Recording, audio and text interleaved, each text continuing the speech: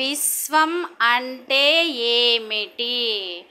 విశ్వం అంటే ఒకటో కుటుంబానికి ఒక బిడ్డ, రెండో కుటుంబానికి ఇద్దరు బిడ్డలు, మూడో కుటుంబానికి ముగ్గురు బిడ్డలు, నాలుగో కుటుంబానికి నలుగురు బిడ్డలు, ఐదో కుటుంబానికి ఐదుగురు బిడ్డలు, ఆరో కుటుంబానికి ఆరుగురు బిడ్డలు, ఏడో కుటుంబానికి ఏడుగురు బిడ్డలు, ఎనిమిదో కుటుంబానికి 8 మంది బిడ్డలు, తొమ్మిదో కుటుంబానికి 9 మంది బిడ్డలు, 10వ కుటుంబానికి 10 మంది బిడ్డలు.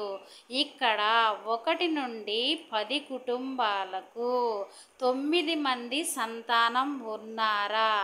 లేదు కదా.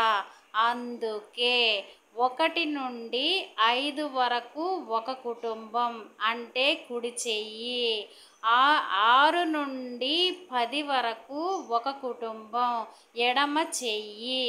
ఈ 2 చేతులు కలిపితే 55. దీనినే విశ్వం అని అంటారు.